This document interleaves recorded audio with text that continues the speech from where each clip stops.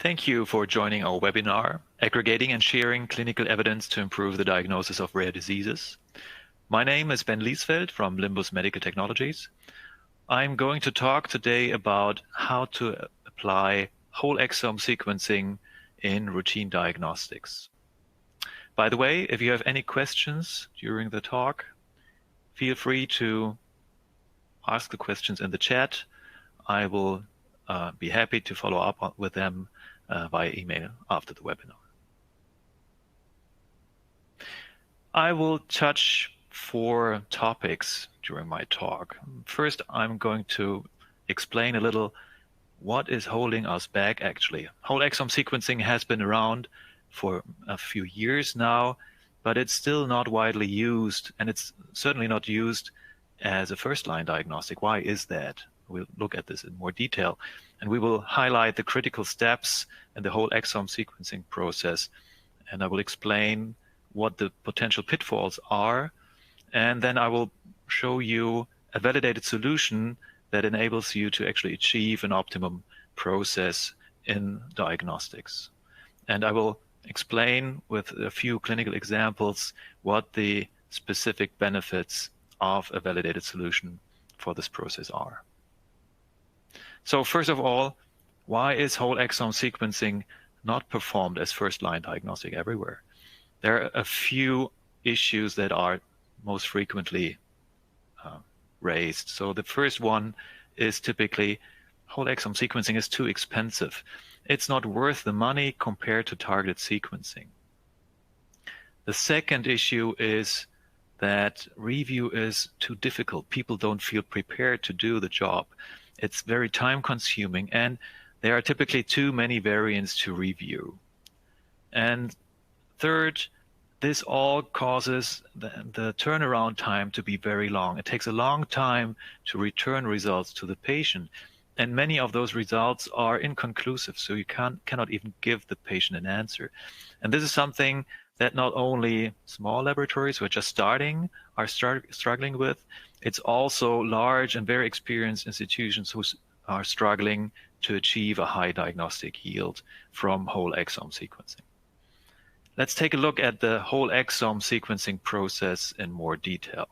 This is a very crude depiction of the process, and the steps are somewhat arbitrary. But on the left-hand side, you can see the wet lab process, starting from DNA extraction, library preparations, actual sequencing, and on the right-hand side, it's rather the software processing, the data processing, and the interpretation steps, the bioinformatics, filtering, and the reporting.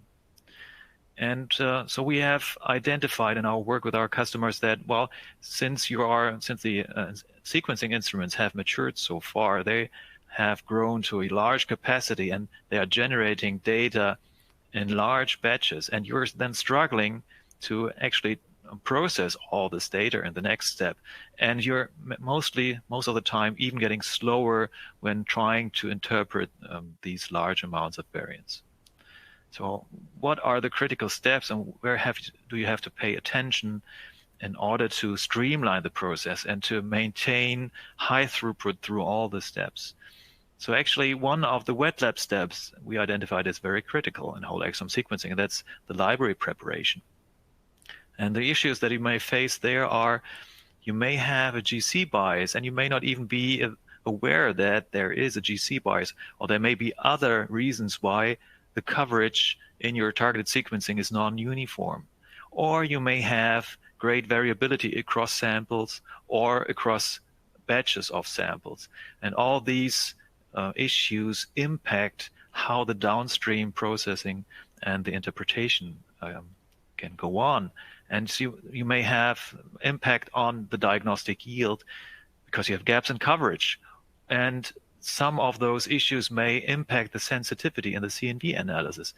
And in total, the whole process, the entire assay will not be cost efficient because you will have to compensate for those issues in the library preparation.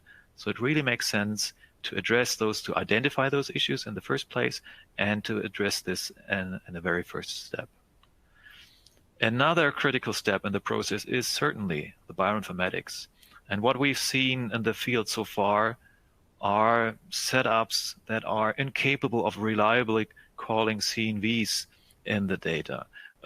Software setups that are not standardized, that are not even validated, that require a number of manual steps. And those setups are certainly not scalable to a degree that is required in routine diagnostics. And this impacts, of course, the diagnostic yield. If you cannot even see copy number variations, you cannot report on them, and they may make up a significant fraction of your cases. You will have variability in the quality and in the results of your diagnosis. You will have prolonged processing time. You will have a bottleneck here. And in general, you will push workload from the bioinformatics into the interpretation part. So, for example, the reporting team will spend a lot of time figuring out if a variant is actually there. So they have to do a lot of quality control, and this is the wrong place to do that. This just creates workload where it shouldn't be. And the third critical step that we mostly address is the filtering and the classification of variants. And the issues that you may be facing there is that you have too many variants that you are supposed to review, that information that you need and that you're utilizing is distributed across many tools, and that you have too many inconclusive results. And the reason for that is probably that you have not sufficient reference data to be able to compare the variants in your patient to. And this will impact your ability to correctly interpret the significance of variants. This will impact your ability to actually perform diagnosis on your patient. And it will impact the turnaround time. It will extend the turnaround time to a long period of time. And this means that costs are increasing. This part actually in the workflow involves the most expensive labor there is in the laboratory, and you want to structure this as efficiently as possible. So overall, these issues may impact your ability to apply whole exome sequencing in routine diagnostics in general. I stressed the term reference data and the ability to use it in the previous slide. And so what is reference data actually, and what can it be used for? So the first thing that comes into mind when talking about reference data in genomics is, of course, databases, collections of known variants that have been reported before. Of course, one of those databases would be ClinVar, or you could also consult Mastermind, which is a very comprehensive database of published literature. And if you're looking for copy number variations, you would probably consult Decipher. Another source of information, which is reference data, is information about known phenotype relationships. So relationships between genes and phenotypes that have been described before, and you could find those information in the human phenotype ontology or in the OMIM database. And the third kind of reference data is generated from healthy reference populations. One example is the GNOMAD database or the GGB database if you're thinking about copy number variations. And last but not least, there is a source of information that we call real-world evidence. It's called that because it's not being generated or has not been generated during controlled clinical studies, but it's continuously generated during routine diagnostics. So it's made up of data created from real patients. It could be that this kind of data is located in proprietary in-house databases. So there are some large institutions who have the manpower and the funding to maintain and to create those proprietary databases. But you may also find real-world evidence in aggregated databases where several institutions contribute and share information. So how can these types of reference data be used when diagnosing patients, when analyzing whole exomes? So there are different purposes of these data types. So first of all, the known variants you can use to reduce the number of false negatives. They help you avoid to miss a variant that has been previously reported. And in the same way, the phenotype information works.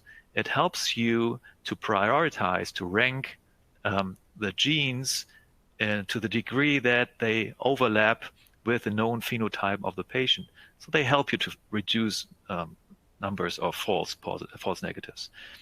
And then on the other hand, the reference data from healthy populations work exactly the opposite way. They help you to filter out all variants that just appear too frequently across healthy populations. And therefore, the simple argument is what is occurring too frequently cannot be pathogenic. This is a thinking that is valid in this setting of dealing with single gene diseases, and where the explanation is a single variant. And last but not least, the real world evidence gives you both. It gives you the ability to reduce false positives, like the healthy reference populations, because every patient that is contained in this real world evidence database can serve as a control for the patient that you currently look at, because pathogenic variants are just so rare. And the real world evidence can also serve to reduce the number of false negatives, of course, because you have access to additional evidence to be able to classify variants as pathogenic. I'd like to explain a little bit more what the quality of the data is that is contained in real world evidence databases. If you compare, or if you're looking in more detail at GNOMAD, GNOMAD is a database that has been built from data obtained from healthy adults. It has been curated very diligently, but still you may know that there will be some pathogenic variants in this database, just because there may be variants that don't have a high penetrance, or variants that are just related to a specific risk to have a disease. And if you compare this with the variants that are contained in real-world evidence databases, you will see that while those databases will certainly contain a large number of frequently occurring variants that should be considered benign, but of course they also contain a larger fraction of pathogenic variants, and very importantly, they contain NGS-specific artifacts or variants that are frequent because they occur in low complexity regions. And those last two types of variants, they are specifically excluded from the GNOMAD database, for example. So you will never find them there, but you will find them in your patients, in your real-world data. And this means that being able to compare to a real-world evidence database will help you better classify your variants. If you're using such a database, make sure that you also have access to technical metadata, and of course also to phenotype data. It's very important that if you're comparing to other patients, that you know what these patients look like, and if these phenotypes have anything to do with the phenotype of your own patient. And those databases should also contain classifications of variants and the final diagnosis of those patients. Please always keep in mind that if you're talking about and if you're dealing with patient data, since genomics is such a new field, the information will change. So it's very important to have mechanisms in place that can deal with updates. Data will be updated continuously. And of course, there will also be conflicts. So you have to have mechanisms that deal with conflict resolution. If you don't have that, we have a good example what happens then in ClinVar.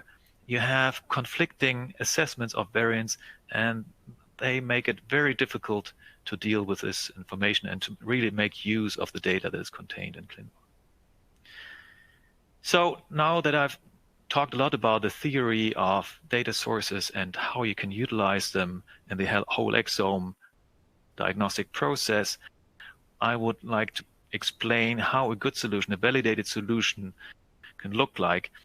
And this is our software solution, Varvis. So Varvis covers basically and supports the workflow starting from the raw data from the sequencing instruments. It covers the 3 steps on the right, the bioinformatics, the filtering, and the reporting. But most importantly, in the very beginning, it gives you immediate feedback about the quality of your data. And this is something that we work with our customers very closely. is monitoring the laboratory process and helping them to optimize and to achieve the level of quality that's required for routine diagnostics. The software presents to you a very clean interface to collect all this data. All the data is going and stored into a database, so you have the ability to monitor data over time, and you have the ability, you can set thresholds for quality parameters, and you will be notified if any of your samples fails any of those thresholds. So you have a very quick overview if everything is going to plan, and you also know very, very quickly if you have to optimize into a certain direction. Of course, a core component of Varvis is the bioinformatics component. And since Varvis is a cloud-native decision support software based and operated in the cloud, it is very easy to set up, and you have no investment to make into IT infrastructure. That means you also can scale up very quickly from small panels to whole genomes, or from a small number of samples to a very large number of samples. But what is very important from our point of view is that the processes are validated, and they are validated both in the SNV analysis and the CNV analysis. And we actually provide this validation as a service to our customers. And this is how this looks like in practice. Our customers simply sequence specific reference samples as per our instructions, and those samples go through the regular process as any other sample in your laboratory. And we then compare the results in an automated fashion with the reference data. That means you obtain automated validation reports every time you sequence such a sample. And we also repeat this validation every time something changes in the software. So you can always be sure that the results that you obtain from the software are valid. The same level of diligence we also apply to the CNV analysis. We have performed validation projects on thousands of samples obtained from our customers. And we always compare it to the gold standard in CNV analysis, which are PCR-based methods. And we obtain 100% sensitivity if the samples comply with our quality criteria. And at the same time, we achieve a very high specificity. And this is very important if you want to apply this technology as a screening tool, as first-line diagnostics. If you have a very high false positive rate here, this would be very cost inefficient, because you would have to perform a lot of additional testing to confirm the many variants that you find here. So in practice, our customers have all samples being analyzed for CNVs. There's a specific quality control because the CNV analysis is more sensitive to quality than the SNV analysis. But in the end, most of the samples are undergoing this process. And since we achieve such a high sensitivity, you can be sure if you don't find a CNV in the data, you can be sure that there is none, and you can very quickly write a negative report. So then the other step in the process that we pay a lot of attention to is the filtering and the classification.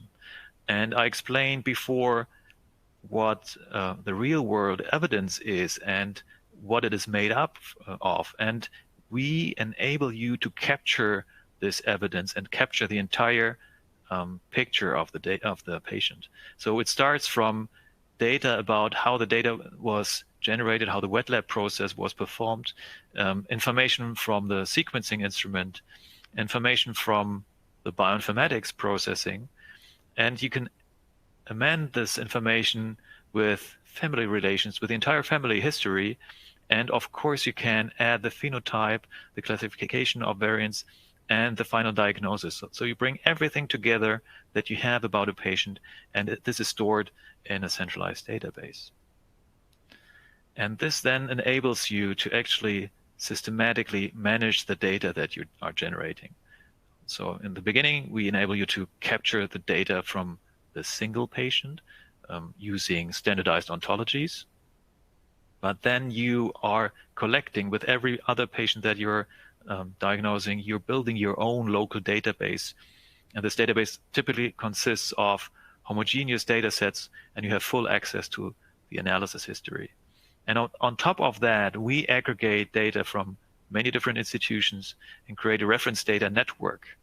And this allows you to have access to many data sets in compliance with international regulations. And I'd like to explain in detail how this works and why we are compliant with international regulations. The protection of patient data is crucial in the setup and is implemented into the software by design. So if you think of two laboratories, laboratory X and Y, who are seeing different patients and who are performing diagnosis on different patients, they transmit only de-identified data to a centralized database. We're only interested in phenotype information and in genotype information. And if you now think of yourself or your laboratory performing whole exome sequencing on a patient, and this is maybe the first data set that you're seeing, you receive annotations to every single variant in your data set from the centralized reference data set. So you receive information, how often has this variant been found in other patients? Has this variant ever been classified in other patients? And if it has been found in other patients, what are the phenotype descriptions? What are the HBO terms that are associated to those patients? But it will never be possible to you to actually access the entire data set of a different patient. This is entirely protected. Now some facts and figures. What is actually now contained in the database? This is data from March of this year. We have information in the database of more than 19 million unique small variants. The data has been generated from 35,000 patients. Those patients are part of 21,000 different families, and 17,000 of those patients have been described diligently using standardized ontologies, which makes the data very useful in the analysis of whole exome datasets. We also collect information of copy number variations. So at this moment, more than 100,000 copy number variations are contained in the database, and this is data that was generated from more than 6,000 different cases. So this is already a very powerful and very comprehensive collection of datasets. And now I'd like to use a few examples to highlight the utility and practice of those datasets. So my first example will show in a very simple manner how utilizing the Alexis database can accelerate your search for significant variants. So in this example, this is a diseased child. The parents are healthy, and the entire trio was sequenced using whole exome sequencing. We entered the phenotype into the software, and we are also entering the family relations between the individuals into the database. So all three data sets are linked and can be analyzed accordingly. This is being utilized, this information is being utilized by the software in the analysis. So let's go through the data review step by step. We are basically starting with more than 40,000 variants that have been found in the patient. I'm now applying very simple filtering against the GNOMAD database. This is a very severe phenotype, and I'm filtering only for very rare variants in the GNOMAD database. So this reduces the set that I'm looking at to a little more than 1,000 variants. If I additionally apply a filter against the Alexis database, I can even further reduce this number by a factor of 2. So it takes away 50% of the variants that I would have otherwise further downstream have to look at. So this is a very powerful filtering, and it works in the same way as if you already had sequenced tens of thousands of whole exomes yourself. And the filtering works very easily in the software. You can store any filter configuration for your data sets in buttons, and you can see here in the screenshot, the yellow buttons are the activated filters, and just with the press of 2 buttons, I can get to the stage of filtering. I now apply further filtering for impact of those variants with respect to any known transcript of the genes that they are related to. And I can also apply a filtering, or rather a ranking, of my variants with respect to how well the phenotype of the patient matches with known phenotype descriptions of the genes. So I end up with about 30 variants in the end that I would have to look at in more detail, but I haven't made use of the family relations yet. So I'm now filtering for different hypotheses what the inheritance pattern would be in my trio data set. And I then end up with just 3 variants that would fulfill an autosomal dominant inheritance patterns, and 3 variants from autosomal recessive compound heterozygous inheritance pattern. So in the end, I only have to look at 6 variants in detail, and this is a manageable number. So it's always the goal of the reviewer to reduce the number of variants to look at below 10. Anything above that would be too much to handle and too much work in a routine diagnostic process. So this is a screenshot of the result in the software. You can see that the filters that I mentioned were applied. These are, in the screenshot in the back, you can see three variants that are left in the autosomal recessive compound heterozygous filter. And one of those variants is selected. The result is that 2 of those heterozygous variants are identified as causative for the phenotype in a compound heterozygous state. And you can also see that these variants are now known in the Lexis database, and you wouldn't even miss them because you can now filter also for pathogenic variants in those genes. My second example highlights how important it is to perform CNV analysis on all of your samples. The CNV data from whole exome sequencing is so rich, it can basically replace array diagnostics. And this is an example where 2 de novo CNVs were found. And this is so simple that it can be seen at a glance from those data sets. This is a screenshot from the exome trio. So you can see at the top the index patient, the child, and at the bottom the father and the mother. And there are 2 variants visible. One variant, and both variants are de novo because they are not visible in the data sets of the parents. So there's 1 deletion on chromosome 21, and nearby there's also a duplication. So this was, again, a very clear case and very easily visible, and highlights very nicely how much the CNV analysis complements the SNV analysis in the clinical diagnostic. So this is a slide just highlighting what you can do if you have access to an optimized software platform in using whole exome diagnostics. There's an example of a laboratory that started working with us in 2016. In 2016, they didn't do any significant number of whole exomes yet, but as you can see, by utilizing the power of the Barvis solution, they were able to basically double the number of samples that they're processing every year. And from the numbers of just of the first quarter, they are going to process a few thousand samples in this year. And I have to point out that they don't have a bioinformatician that is involved in the clinical diagnostics process. And they have published, as you can see here in this link, that a trained scientist can easily handle several hundred cases per year using this kind of setup. So this concludes my presentation how a diagnostic process for whole exome sequencing should be set up.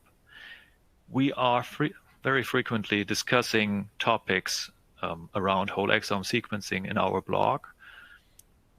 Feel free to check it out and to provide us with feedback if there are some topics that we haven't touched so far. Maybe you're also interested in workshops about clinical diagnostics using whole exome sequencing. We are hosting these kinds of workshops, and the workshops are conducted by clinical experts with a lot of experience with whole exome sequencing. If you're interested, get in touch with us at events@varvis.com. Thank you.